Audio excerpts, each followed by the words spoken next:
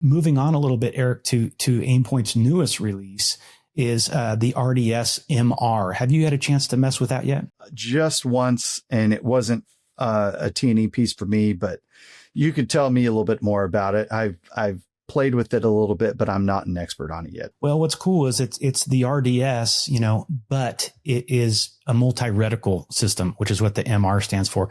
And there's a 2 MOA dot, a 65 MOA circle, or a combination of the two. So that's kind of a first for Aimpoint, who has always been just a single dot. And so some people, like, I sort of prefer that in some applications, because I think that the larger circle enables you to get some generalized target to acquisition faster. And then you still have the dot for the precision. So it's kind of a cool thing. A rifle optic, obviously, not a pistol optic. It's also a great transition for a lot of law enforcement officers and military guys who have used that style of reticle downrange. Maybe even some military types that left the military and became police officers. It's now familiar to them and lends easier to that transition. It helps encourage that big field of view. And if you don't have the time to make necessarily a very precise shot, and you're generally going to hit something in good enough is good enough. Mass. Yes.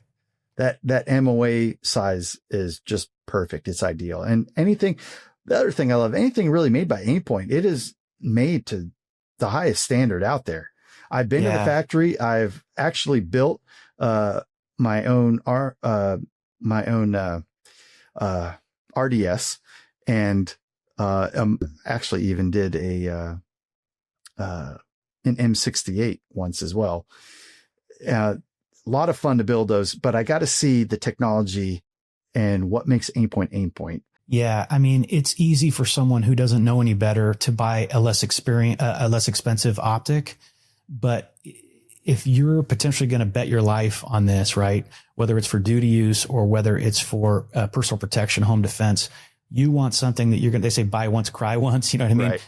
Get something good that you're going to be able to rely on, and not be wondering constantly, is it going to work? Is it going to go out? Is the battery dead? Those types of things. So yeah, Aimpoint certainly has a combat proven history, as is evidenced by your example of your first introduction to Aimpoint being in the military, in the Marine Corps. So the first time I went to Malmo, Sweden to see Aimpoint, I met Eric Oz, who's one of their trainers, and he's an amazing guy over there. And he had a drawer full of fake counterfeit Aimpoints.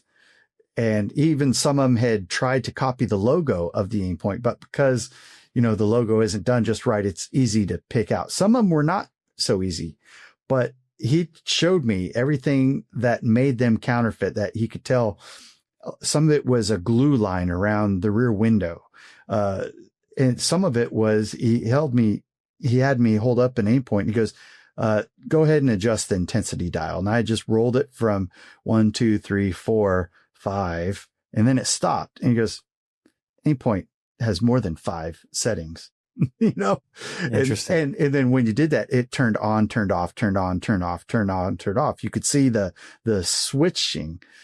Aimpoints has a smooth intensity transition between intensity levels. And that's what you were looking at, distinctive ways. What you were looking at is called a lame point. Yes, that's right. A lame point. That's exactly right. But, good stuff. High level stuff right there. And that's why I always depend on them.